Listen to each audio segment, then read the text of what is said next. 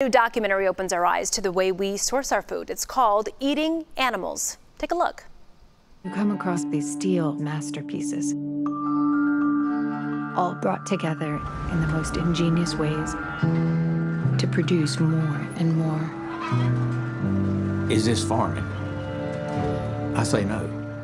This is breeding. Based on the best-selling book by Jonathan Safran Foer, exposes the dark side that can come with industrial farming, including animal cruelty and pollution. It also spotlights farmers who have chosen to stick with old-fashioned farming practices. And we welcome this midday director Christopher Quinn. You attended a screening last night, and we are happy to have you here, by the way, in Dallas. Thank you very much for having me. Speaking of being in Dallas, you have a screening like this when we're talking about cattle country here. So what was the reaction last night from folks? Well, it was very positive. We were kind of surprised. We had an overdraft. So many people showed up. We had a second screening that happened simultaneously. So it was quite positive, and people were really interested to know. I think everybody in general knows that there's a problem with factory farming or how animals are raised, but that knowledge isn't really out there. Is that what drove you? Obviously there's an interest, it's talked about. Is that what drove you to go ahead and make the movie? Well, Natalie Portman and Jonathan Safran Foer came to me to work with them on the project. It was something that I thought I had a handle on, and I started to read the book and realized you know, all that goes along with factory farming. There's, you know, environmental concerns. There's also the concerns of the animals suffering, and then there's the human health, which we know that commodity meat isn't necessarily the best thing for you. Now, there is some kind of shocking video. I say shocking. It can be shocking to some people, especially if you think you know something about industrial farming and you don't. But this really isn't about a shock value. It's creating more of a conversation and awareness. So let's talk about specifically the differences between industrial and heritage farming for people who don't know. Yeah, so when you watch the film, you'll see actually the so-called 1% of farmers who are actually growing animals in a more humane fashion. Those are animals that we traditionally, that we think of as traditional farmers. And then there's the factory farm, which are animals that have been hybridized to grow extremely fast under like cramped conditions. And that contrast you can see.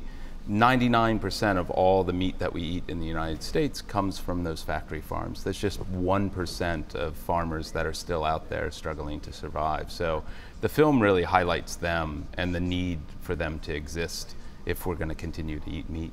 This is one thing I thought was exceptionally interesting for people out there who are listening. The percentage of antibiotics dedicated to farming right now, what is that? Well, 80% of all the antibiotics we produce go to factory farming. So it's, and the problem that as it addresses in the film, you are starting to see the advent of superbugs that are coming in because we use our really crucial antibiotics to help keep the animals alive under really stressful conditions. And now those antibiotics are starting not to work for us. So we talk about obviously some of the problems, but I want to mention this alternative of plant-based protein. So what's the status on that, and what does that mean?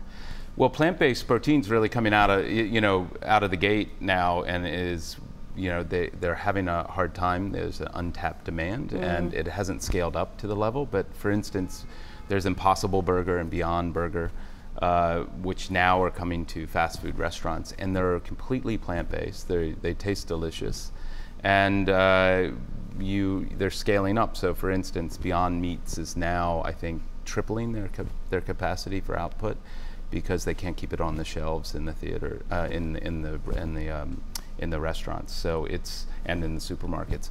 So it's this really, I think people realize maybe scaling back on eating and consuming meat is a good thing. Even if you do it just once a week, it will have. You've heard Meatless Mondays before, things like that? Yeah, it will have an enormous impact. And luckily there's all these plant-based alternatives that are coming out that satisfy that kind of juicy burger. And they're really kind of amazing. Well, listen, if you want to see this film, Eating Animals is showing right now at the Magnolia in Dallas and at the Angelica Plano. You can go check it out and see exactly what we're talking about and learn more for yourself. Thank you for coming on. Thanks very much for having me. Sometimes opening up a big curtain to let people look behind is very important. I think so. Thank you.